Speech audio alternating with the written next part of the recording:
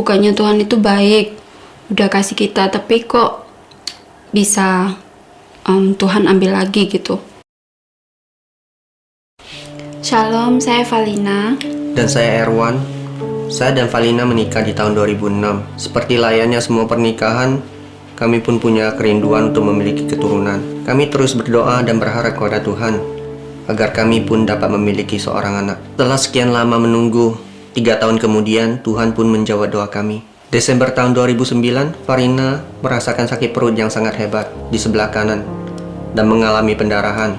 Kami pun segera pergi ke rumah sakit untuk memeriksa kondisi Valina. Setelah menjalani beberapa tes seperti tes darah, urin, dan ultrasound, dokter mengatakan kalau ternyata Valina sedang mengandung dan usia kandungannya sudah berumur kurang lebih dari 7 minggu.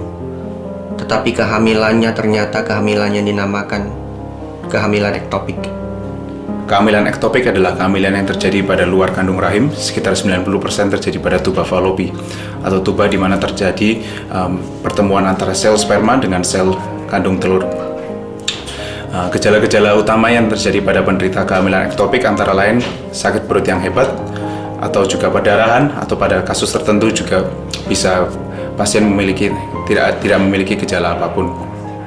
Risk factor tertentu yang bisa terjadi pada kehamilan ektopik itu antara lain kehamilan tua dan juga penggunaan alat kontrasepsi seperti intrauterine device atau juga previous surgery dan infeksi-infeksi tertentu.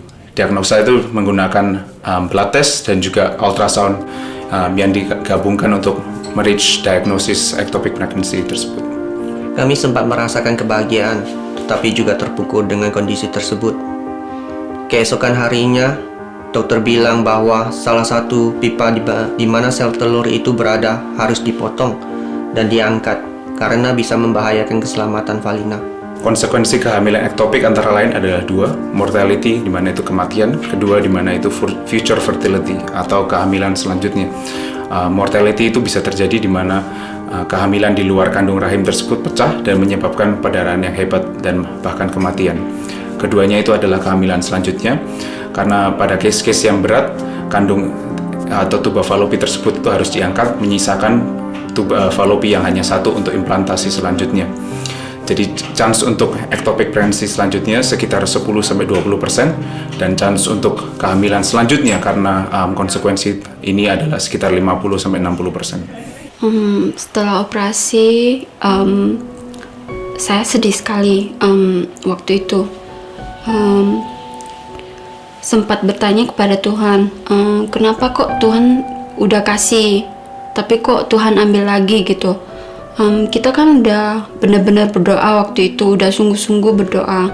Bukannya Tuhan itu baik, udah kasih kita, tapi kok bisa Tuhan ambil lagi gitu. Kesehatan saya waktu itu drop, bukan hanya secara fisik saja, tapi secara mentally juga. Pikiran yang terus mengganggu saya waktu itu, dengan 2 tuba saja kita butuh bertahun-tahun mencoba dan berdoa baru bisa hamil. Tapi sekarang tinggal 1. Butuh berapa lama lagi gitu kita menunggu baru bisa dikaruniai Tuhan lagi. Saya sempat down dan kecewa waktu itu, hanya bisa belajar untuk bangkit kembali dan menyerahkan segalanya kepada Tuhan. Kami belajar percaya bahwa di balik semuanya ini Tuhan memiliki rencana yang lebih baik untuk kami. Kami mengimani bahwa Tuhan sanggup membuat sesuatu yang mustahil terjadi. Puji Tuhan, dalam selang waktu 4 bulan, yaitu di bulan Maret tahun 2010, Valina pun dapat hamil kembali. Dokter mengkonfirmasi kalau Valina telah mengandung kurang lebih dari 7 minggu dan kehamilan tersebut normal dan kami sangat berbahagia. Pada saat cek kehamilan, salah satu dokter spesialis mengatakan kalau kami sangat beruntung karena 35% wanita yang pernah mengalami kehamilan ektopik biasanya tidak bisa mengambil kembali, ataupun jika hamil, kemungkinan besar kehamilan ektopiknya akan terulang kembali. Hati kami penuh dengan ucapan syukur karena Tuhan menunjukkan kasih setianya pada kami. Valina tidak perlu menunggu lama untuk dapat hamil kembali, dan kehamilannya pun normal. Kami percaya semuanya itu hanya karena campur tangan Tuhan. Kehamilan berjalan dengan baik, namun kelahiran anak kami yang pertama, Joanne, tidaklah berjalan dengan lancar. Komplikasi terjadi 3 hari sebelum Joanne lahir. Air ketuban saya pecah, tapi tidak ada pembukaan sama sekali. Keesokan harinya, saya diharuskan untuk menginap di rumah sakit. Malam itu, saya benar-benar merasa khawatir sekali. Banyak orang-orang yang bilang kalau kondisi ini sangat membahayakan bayi, termasuk mama juga bilang kalau air ketuban sudah pecah sangat-sangat bahaya untuk bayi. Kami pun diselimuti rasa ketakutan yang sangat hebat. Kami pun tidak berhentinya berdoa. Tidak lama setelah itu, saya meminjamkan mata mencoba untuk istirahat. Waktu itu saya merasakan ada tangan yang memegang perut saya, dan saya bisa merasakan dengan nyata sekali tangan itu terasa sangat hangat sekali menyentuh perut saya. Seketika itu juga rasa tenang dan damai pun menyelimuti kami malam itu. Seakan-akan Tuhan mau mengatakan supaya kami tidak perlu takut dan khawatir, dan percaya kalau Tuhan pasti jaga kami. Valina sempat diinduksi supaya dapat segera melahirkan. Namun karena tidak adanya tanda-tanda untuk pembukaan, dokter memutuskan untuk segera operasi sesar. Beberapa menit setelah Joanne lahir, dia ternyata membiru.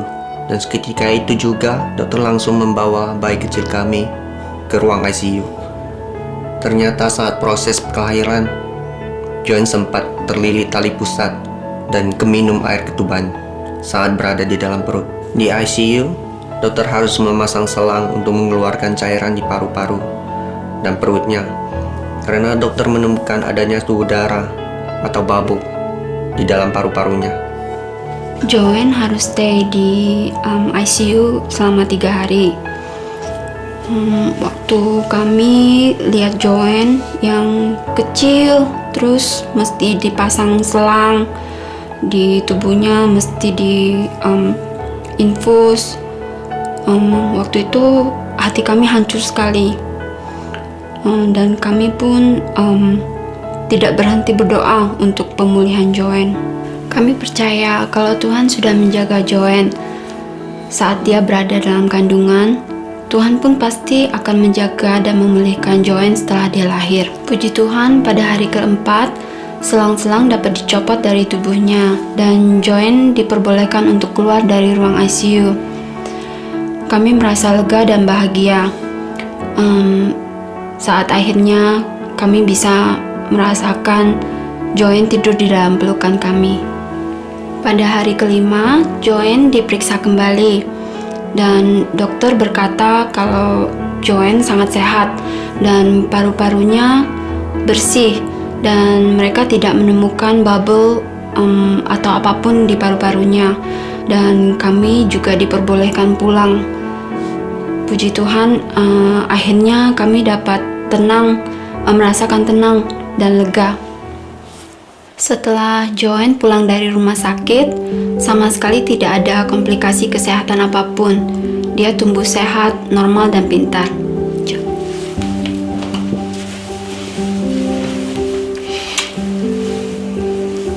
3 tahun kemudian, di tahun 2013, Valina pun dinyatakan hamil kembali. Sofia, anak kedua kami, lahir di bulan Mei tahun 2014. Kehamilannya Sofia semuanya berjalan dengan lancar. Kawan Sof?